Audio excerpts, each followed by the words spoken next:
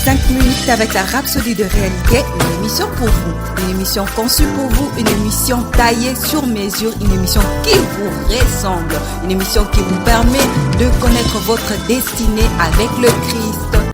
Bonjour, bienvenue dans notre émission 5 minutes d'édification avec la Rhapsodie des réalités.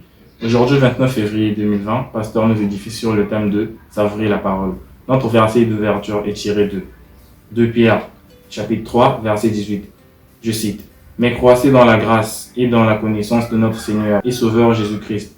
À lui soit la gloire, maintenant et pour l'éternité. Amen. » Dans le commentaire, Pasteur dit: « Vos moments les plus enthousiastes devraient correspondre à vos moments de communion avec la parole. La parole de Dieu est un tout.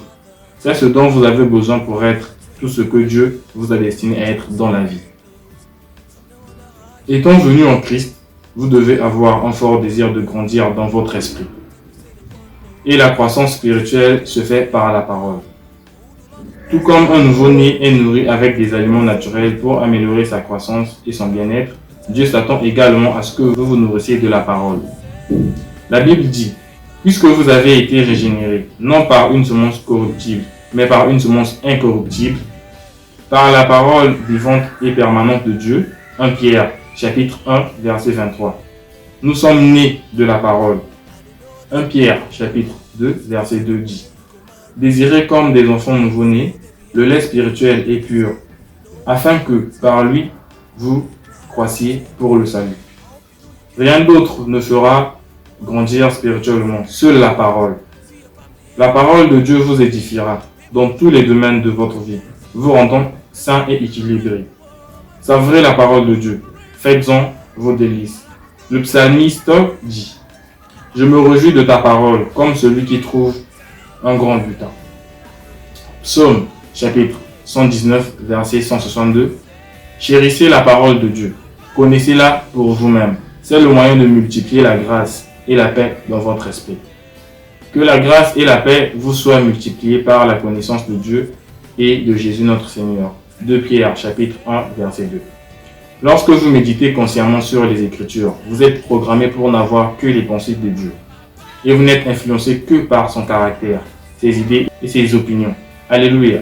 La parole de Dieu dans votre conscience vous fera marcher selon ses principes. Améliorez votre vie avec la parole. Prenez en charge et maîtrisez votre monde et votre environnement en vivant victorieusement chaque jour grâce à la parole et à l'esprit. Bien-aimés, la rhapsodie d'aujourd'hui est très édifiante. Je vous incite à savourer la parole quotidiennement, car à travers elle, nous aurons la maîtrise de toutes choses. À présent, prenons juste quelques secondes pour méditer sur la parole. Maintenant, veuillez répéter la confession après moi. Seigneur béni, ta parole est mon délice, car elle est ma vie et la lumière par laquelle je vois. Je laisse son pouvoir me transformer et m'édifier dans tous les domaines de ma vie, me livrant mon héritage en Christ. J'ai dans ta parole les plus grands trésors, la paix, la droiture, la joie éternelle, l'abondance et les bénédictions sont toujours mes biens actuels en Christ. Alléluia. Pour les études approfondies, consultez Actes chapitre 20, verset 32, Psaume chapitre 19, verset 7 et Job chapitre 23, verset 12. Merci d'avoir été attentif et surtout, bon week-end à vous dans la grâce de Dieu. J'ai été béni par ce message. Nous vous invitons à faire de Jésus-Christ le Seigneur de votre vie en disant cette prière. Seigneur Jésus, viens dans mon cœur et deviens le Seigneur de ma vie. Je reçois la vie éternelle dans mon esprit.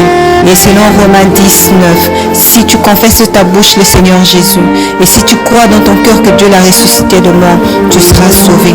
Je déclare que je suis sauvé, je suis né de nouveau, je suis un enfant de Dieu.